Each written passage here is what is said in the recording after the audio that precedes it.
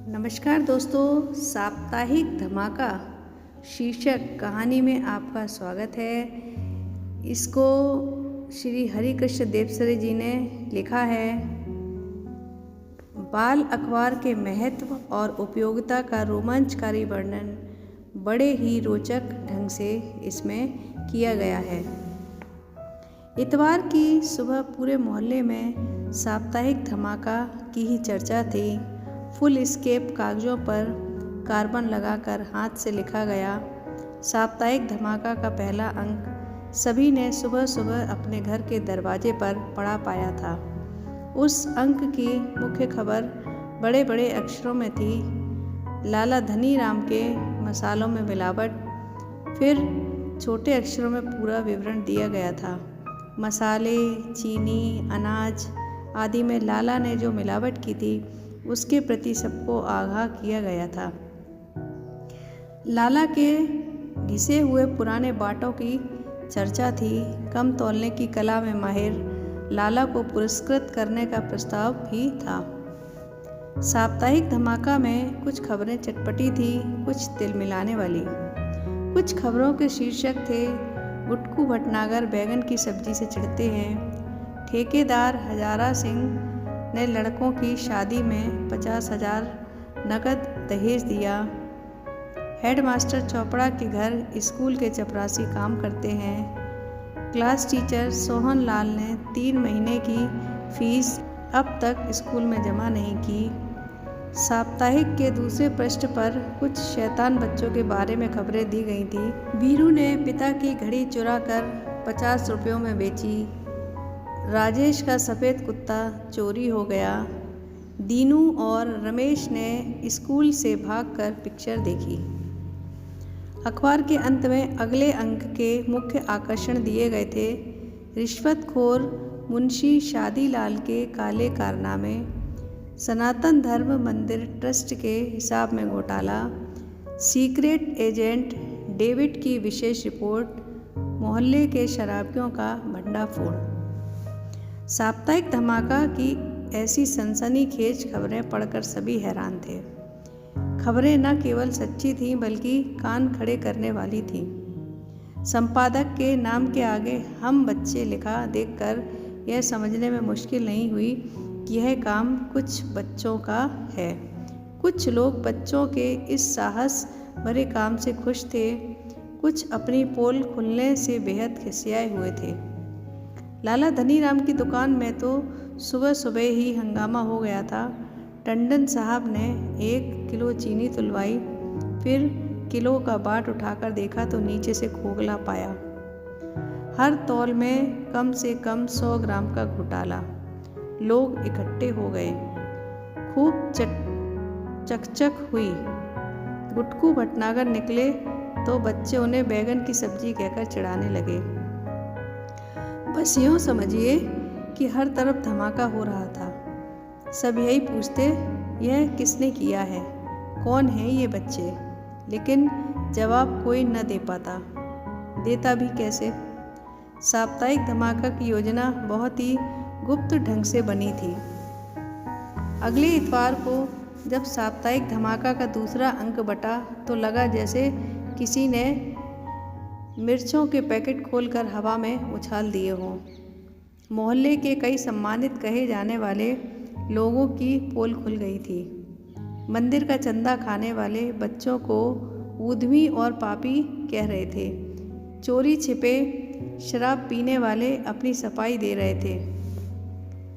मुंशी शादीलाल चिल्लाकर कह रहे थे, मैं एक एक की खबर लूँगा, जेल की हवा खिलवा दूँगा, मैं भी मुंशी हूँ मुंशी। कई दिनों तक यही कोशिश चलती रही कि साप्ताहिक धमाका के बच्चों का पता लगाया जाए। कौन लिखता है इसे, कौन खबरें इकट्ठी करता है, कब बांटा जाता है। मोहल्ले के लगभग सभी बच्चों की लिखावट के नमूने इकट्ठे किए गए। कुछ शैतान बच्चों की हरकतों पर निगाह रखी गई, लेकिन सफलता न मिलनी थी न मिली। हार कर मोहल्ले के सभी बड़े लोगों की एक मीटिंग बुलाई गई।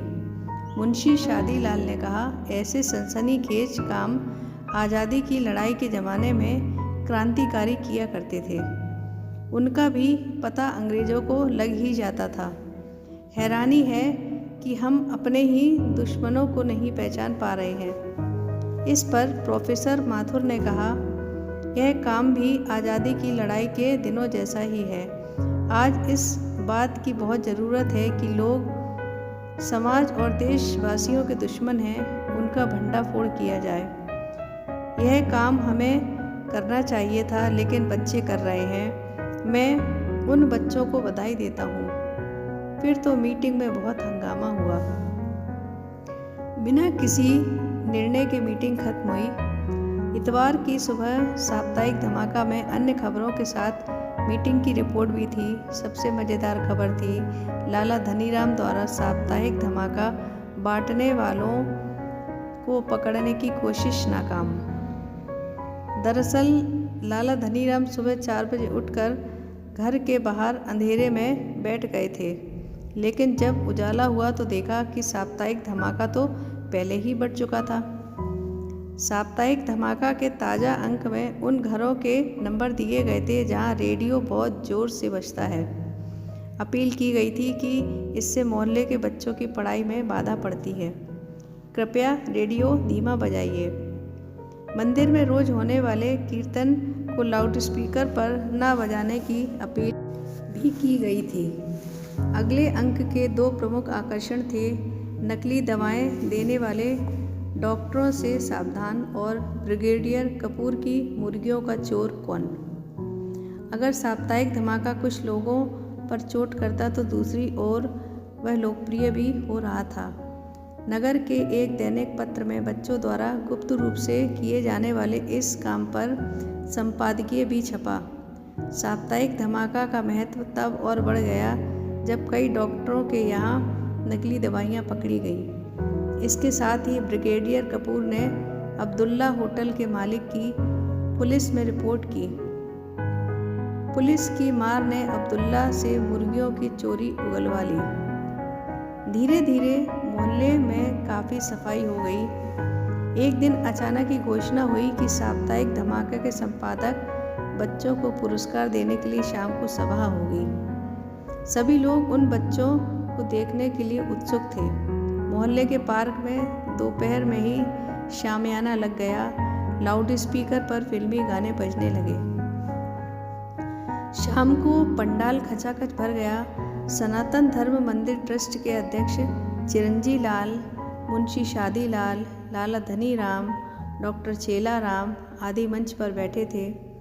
सभा की कार्रवाई शुरू करते हुए अध्यक्ष चिरंजी लाल ने अपने भाषण में कहा, हम साप्ताहिक धमाका के संपादक बच्चों की मुक्त कंठ से प्रशंसा करते हैं।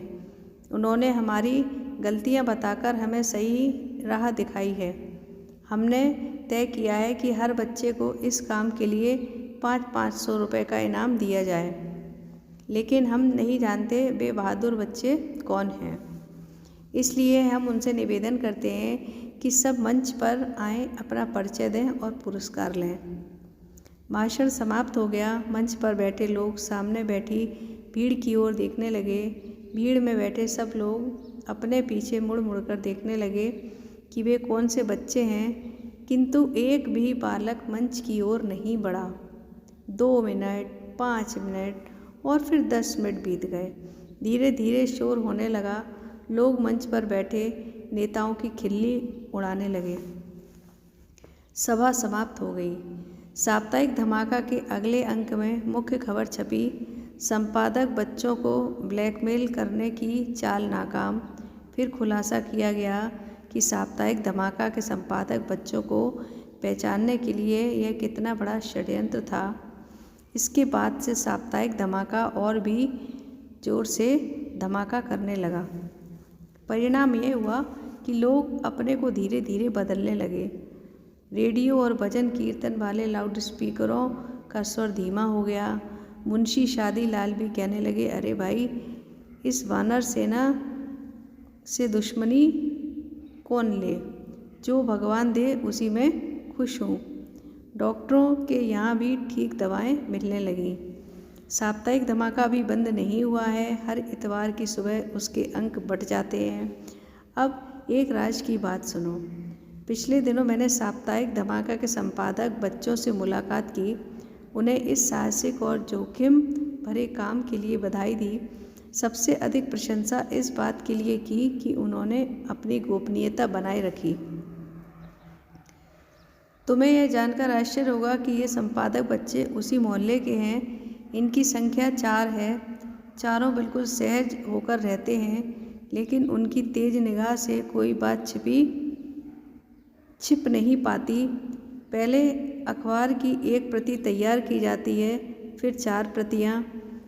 इसके बाद चारों बच्चे मिलकर उसकी ढेर सारी प्रतियां बनाते हैं। जानते हो इनकी लिखावट क्यों नहीं पकड़ में आती? इसलिए कि चारों ने बाएं हाथ से लिखने का भी अच्छा अभ्यास किया है। उन्होंने यही नहीं बताया कि वे अपना काम कब और कहाँ करते हैं। उन्हें अपनी सफलता पर खुशी है। उनका कहना है कि जैसे ही उनके मोहल्ले की समस्याएं हल हो जाएंगी, धमाका बंद हो जाएगा, लेकिन ज़रूरत पड़ने पर वे उसे दोबारा शुरू कर देंगे। इसलिए उन्होंने अपनी सभी बातों को गुप्त रखा है। अगर कहीं साप्ताहिक धमाका का अगला अंक मिले तो ज़रूर पढ़ना। वह समाज के नाम बच्चों की चुनौती है। सुना है साप्ताहिक धमाका का जोरदार विशेषांक भी निकलने वाला है। दोस्तों, ये कहानी यदि आपको अच्छी लगी हो तो इस वीडियो को लाइक व शेयर ज़रूर कीजिएगा और मेरे चैनल को प्लीज़ सब्सक्राइब ज़रूर कीजिएगा। धन्यवाद।